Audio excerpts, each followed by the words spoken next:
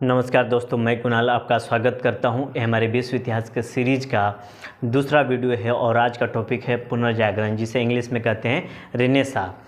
Renaissance यानी कि पुनर्जागरण हमारे सिलेबस का हिस्सा नहीं है, किंतु विश्व इतिहास और आधुनिक इतिहास की बेहतर बोध के लिए ये टॉपिक को जानना जरूरी है। इसलिए मैं इसे सिलेबस के अंतर्गत शामिल करके आपके सामने प्रस्तुत कर रहा हूँ। तो आइए समझते हैं पुनर्जागरण क्या होता है। पुनर्जागरण, जिसे इंग्लिश में रेनेसा कहते हैं और इसका शाब्दिक अर्थ होता है फिर से जागना। तो और भी समझते हैं इसका मतलब क्या होता है। पुनर्जागरण का शाब्दिक अर्थ फिर से जागना होता है, परंतु इसके भावार्थ को और इसके भावार्थ को समझे, इसके भाव को समझे तो ये बहुत ज़्यादा संस्कार पर्यावरण क्षेत्र को समेटे हुए है। यानी कि एक समय क्या होता है कि ये एक अवस्था होती है जब ये हमारी चेतना सोई हुई है, ठीक है। यानी कि सोने से पहले हम लोग जगे हुए थे, यानी कि जगी हुई अवस्था हमारी थी, लेकिन हम लोग किसी कारणवश सो गए थे और फिर से ये हम लोग जगे हैं। तो ये फिर से जगना ही क्या होता है, पुनर्जागरण। यानी कि समाज की चेतना सोई हुई थी, यानी सोने से पहले जगी हुई थी और सोने के बाद फिर से जागृत हो गई, यही है पुनर्जागरण। फ्रेंच में रेनेसा का शाब्दिक अर्थ होता है रीबर्थ, यानी कि पुनर्जीवन। ये जो पुनर्जागरण है, ये सब शुरुआती में अपना ध्यान देंगे तो ये विश्व इतिहास के अंतर्गत लेंगे और इसको हम लोग पुनर्जागरण को यूरोप के संबंध में रखकर पढ़ेंगे। फिर आगे चल के हम लोग भारत के संबंध में भी रखकर इस शब्द को समझेंगे। यानी कि चौथी और पाँचवीं शताब्दी है, इस समय भारत में गुप्त साम्राज्य का समय था, का यूरोपीय इतिहास काफ़ी उन्नत मिलेगा। फिर हम लोग पीछे और थोड़ा जाते हैं बीसी में, फोर्थ एंड फिफ्थ बीसी में, यह मौर्य काल का समय है। में यूनान के इतिहास में अरस्तु, प्लेटो, सुकरात ये दार्शनिक हुए। यहाँ पर बहुत सारी दार्शनिक प्रणालियाँ विकसित हुई। भारत में उसी समय महावीर, गौतम बुद्ध इस समय तक थे और इस समय सामाजिक, धार्मिक, सांस्कृतिक, कलात्मक और चेतना बहुत ज़्यादा विकसित और उन्नत थी। यह एक महान युग था, यानी कि प्राचीन काल का आरंभ जो रहा है, ये एक महान युग था। और जैसे ही हम लोग मध्यकाल में प्रवेश करेंगे तो आइए मध्यकाल की स्थितियों को देखते हैं।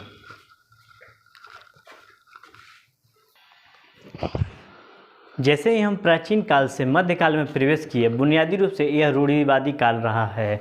जब मध्यकाल जो हो रहा है, जहाँ भी रहा है, भारत में रहा है चाहे विश्व में रहा है, ये एक रूढ़िवादी काल रहा है, अंधकार काल रहा है।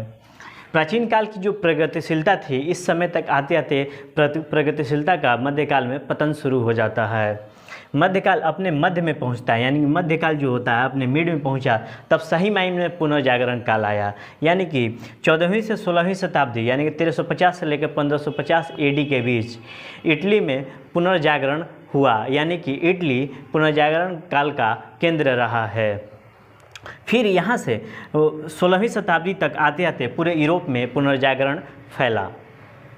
इसके बाद हम लोग देखेंगे कि जो एक कार्ल मार्क्स की थ्योरी होती है, द्वंद्वात्मक भौतिकवाद। इसको थोड़ा सा एक लाइन में समझते हैं, फिर इसको डिटेल में भी समझेंगे कि कोई भी समाज रहता है अपने उन्नत अवस्था में रहता है। कोई भी चीज़ भी आप व्यक्ति का ले लीजिए, चाहे वस्तु का ले लीजिए, चाहे समाज ले लीजिए, वो अपने उन्नत अवस्था में होती है। उसके बाद उसमें विकार पैदा होता है। विकार पैदा होने के बाद उस समाज में उसके बाद विद्रोह होगा। विद्रोह होने के बाद वहाँ पर कुछ समन्वय की स्थिति उत्पन्न होगी। समन्वय की स्थिति उत्पन्न होने के बाद नए मूल्यों की स्थापना होगी। तो वहीं एक नए मूल्यों की स्थापना ही पुनर्जागरण कहलाता है, अगर कार्ल मार्क्स की भाषा में बात करें तो।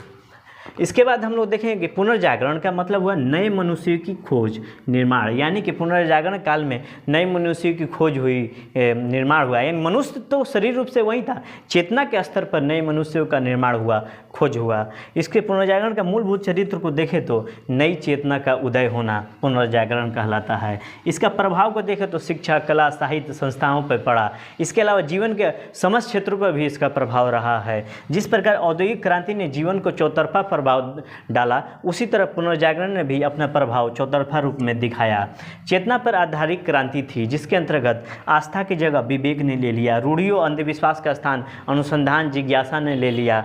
उसके बाद मनुष्य ने प्रश्न करना शुरू कर दिया, जो कि भारत में उपनिषद काल से ही शुरू हो गया था। भारत में उपनिषद काल से ही मनुष्य तार्किक रूप से प्रश्न पूछना शुरू किया था, जबकि इस समय यहाँ पर 14वीं से लेकर 16वीं शताब्दी के बीच में मध्यकाल के दौरान मनुष्य इस समय प्रश्न करना शुरू किया था।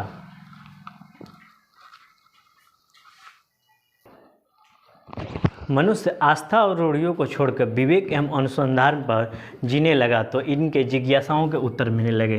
यानी कि मनुष्य जब रूढ़िवादी विचारों को छोड़कर विवेक और अनुसंधान पर जोर देने लगा तो इसके अंदर जो भी जिज्ञासा पैदा हो रही थी, जानने की इच्छा पैदा हो रही थी, उसके उत्तर मिलने शुरू हो गए। ये उत्तर सीधे सीधे जीवन से संबंधित थे, इहलौकिक थे, परलौकिक नहीं थे। मतलब इहलौकिक मतलब इस लोक से संबंधित थे। यानी कि व्यक्ति के केंद्र में वर्तमान जीवन महत्वपूर्ण हो गया, ना कि भूतकाल ना ही भविष्य काल।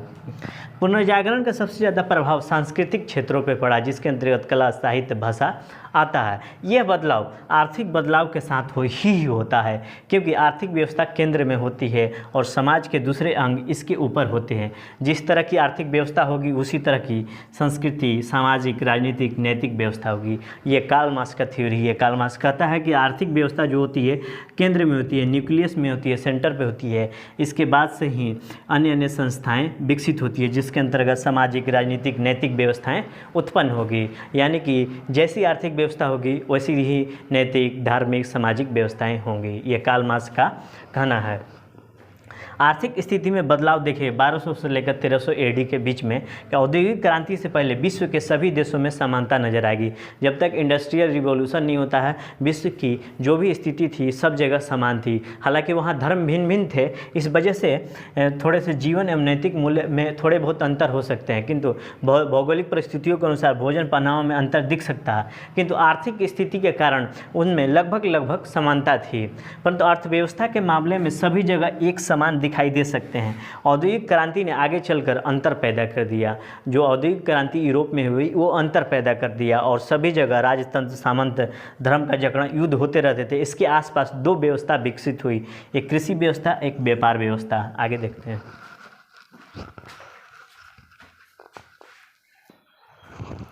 पुनर्जागरण के दौरान दो व्यवस्थाएं विकसित हुई, जिसके अंतर्गत कृषि व्यवस्था एवं व्यापार व्यवस्था प्रसिद्ध है। व्यापार का चरित्र बदलते हुए नजर आएगा, क्योंकि शुरू से ही हम देखेंगे कि सबसे पहले बार्टर सिस्टम रहता है, जिसमें वस्तु विनिमय प्रणाली कहते हैं, यानी कि वस्तुओं से वस्तुओं का व्यापार होता है। ठीक है, ये वस्तु विनिमय प्रणाली 12 से 1300 एडी तक ये बृहद रूप आगे चलकर ले लेता है। ठीक है, उसके बाद नगरों की स्थापना होती है, जहाँ पर व्यापार के केंद्र बने और व्यापार कहीं ना कहीं उपयोग का रूप ले लिया, उद्योग का रूप ले लिया था और व्यापार में धीरे धीरे विस्तार होने लगा। व्यापार में विस्तार होने से धनिक वर्ग पैदा हुआ। इससे पहले शाही और सामंत ही इस वर्ग में आते थे, यानी कि जिनका ज़मीनों पर अधिकार था। इसी में मध्यम वर्ग यानी कि धनिक वर्ग अस्तित्व में आया, यानी कि व्यापार के विकास होने से एक स्थान पर उत्पादन बढ़ने से नगरों का विकास होने लगा और नगर अस्तित्व में आने लगे। धनिक वर्ग नगरों में रहने लगे। इनके मन में प्रतिष्ठा पाने की भावना पैदा हुई।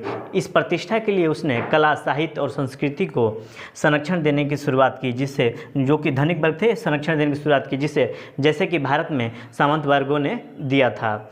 इनके प्रश्रय से विस्तार हुआ। इनके प्रश्रय से ये जो अपने कला, साहित्य, संस्कृति है, इनका विकास हुआ, जिससे स्थापत्य कला एवं चित्रकला का विकास हुआ। और मध्यकाल में दो चित्रकार बहुत ही मशहूर रहे, जिसके अंतर्गत माइकल एंजेलो थे, जो एक बहुत ही प्रतिभावान व्यक्ति थे। इन्होंने वेटिकन सिटी के छत्र को चित्रित किया। जो भी वेटिकन सिटी का जो छत है वो चित्रित किया, जहाँ पर बाइबिल की कथाओं का चित्रण किया गया है और यहाँ पर मूर्तियाँ बनाई। उसके बाद लियोनार्डो दा विंची, आपका नाम सुना होगा, मोनालिसा का चित्र जो कि रोम के संग्रहालय में रखा हुआ है। मोनालिसा का चित्र विश्वविख्यात चित्र है। उसके बाद एक विश्वविख्यात है, ईसा मसीह अपने शिष्यों के साथ अंतिम भोज कर रहे हैं, उसका भी चित्रण किया गया, जिसे द लास्ट सपर कहा गया। लियोनार्डो विंची ने इसको भी चित्रित किया है, विश्वविख्यात है। ठीक है, आगे और देखते हैं।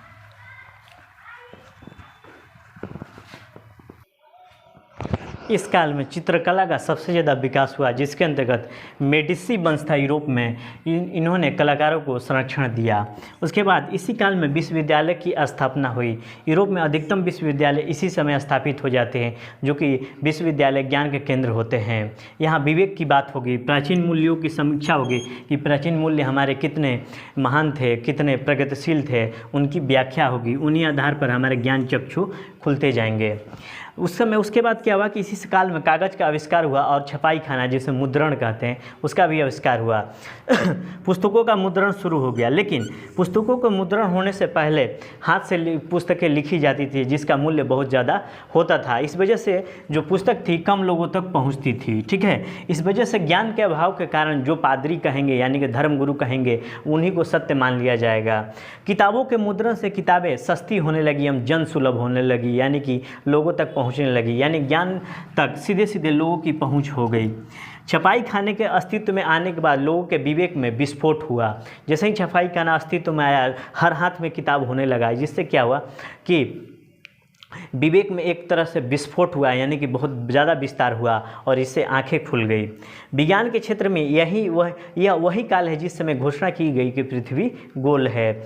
निकोलस कोपरनिकस पोलैंड के वैज्ञानिक थे जिन्होंने रिवॉल्यूशन ऑफ सेलेस्टियल बॉडी नामक किताब लिखी और इन्होंने गणित के जरिए सिद्ध किया कि सौरमंडल के केंद्र में सूर्य है, जबकि बाइबल में इससे पहले बताया गया था कि सौरमंडल के केंद्र में पृथ्वी था।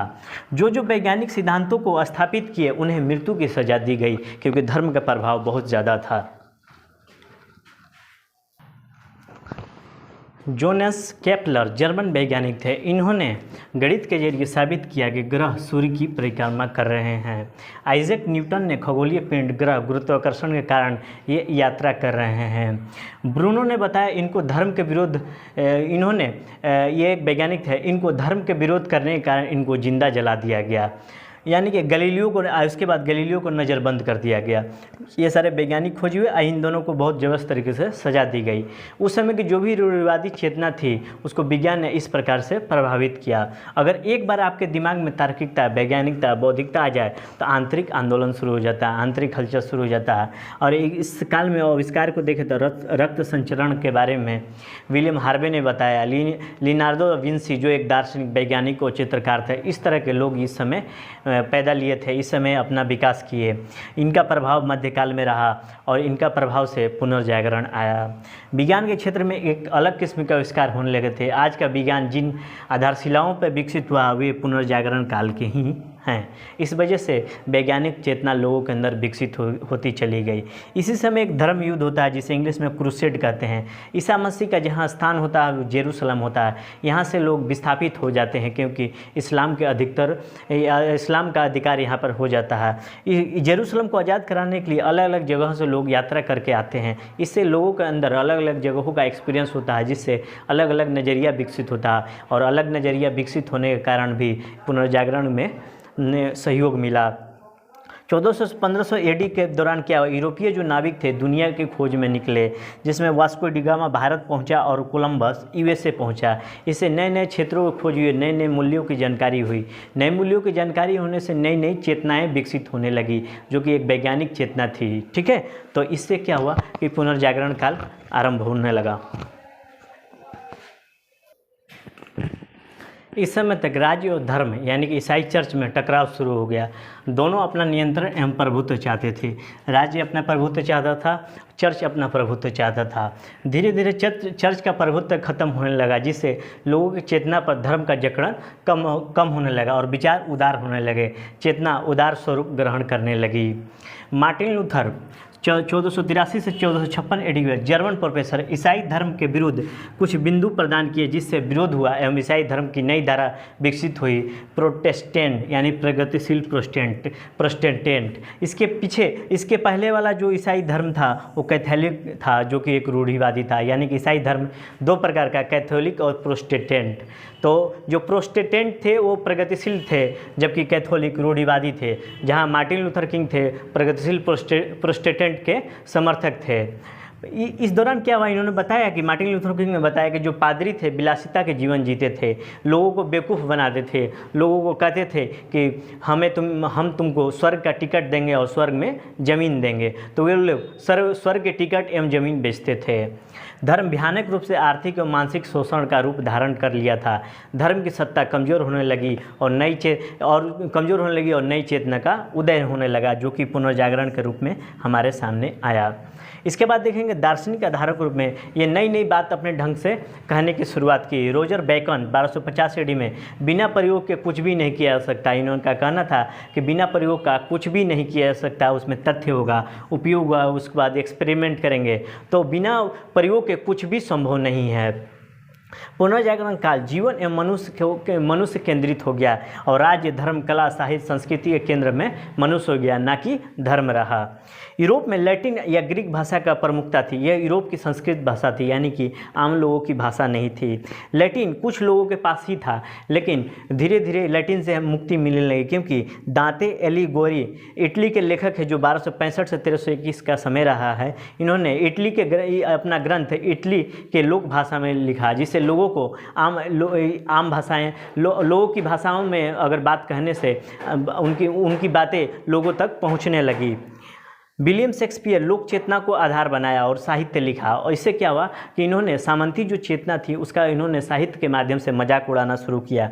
लैटिन से मुक्ति मिली और राष्ट्रीय भाषाओं का विकास होने लगा। जोफ्री केकोर ने इंग्लैंड को कैंटरबरी टेल्स के नाम के साहित्य लिखा, इंग्लैंड को इंग्लिश भाषा प्रदान किया। जो इंग्लिश थी वो लैटिन से ही विकसित हुई भाषा थी। आगे देखते हैं।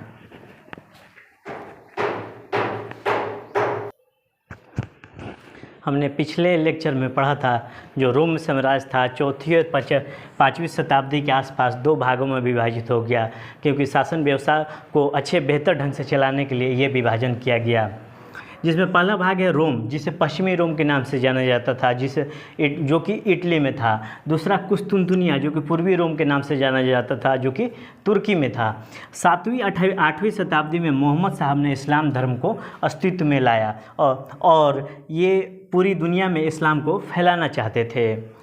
तुर्क थे कुस्तुनतुनिया पर आक्रमण कर दिए। इस पर कुस्तुनतुनिया पर तुर्क लोगों ने आक्रमण किया और 1453 एडी में इस पर अधिकार कर लिया। ये जो कुस्तुनतुनिया था यानी कि पूर्वी रोम था, ये बहुत ही ज़्यादा ज्ञान का केंद्र था, अद्भुत केंद्र था, जहाँ पर साहित्य, कला और संस्कृति की बातें हुआ करती थी। दुनिया भर के विद्वान यहाँ आते थे।